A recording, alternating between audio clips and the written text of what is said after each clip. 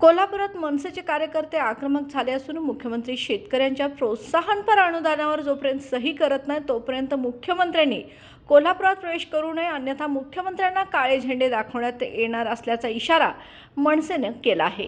मुख्यमंत्री 2 दिवस कोल्हापूर जिल्ह्याच्या दौऱ्यावर येत आहेत। त्यांच्या मार्गदर्शनाखाली अधिवेशन होत असून मनसेच्या वतीने शेतकऱ्यांना अनुदान रक्कम मिळण्यासाठी मनसे सहाय्यक निबंधक ऑफिसच्या समोर 7 दिवस आमरण उपोषण केले होते। यावेळी महाराष्ट्र शासनाच्या वतीने सचिव राजेश कुमार यांनी लेखी आश्वासन दिले होते। यामुळे मनसेने आंदोलन मागे घेतले होते।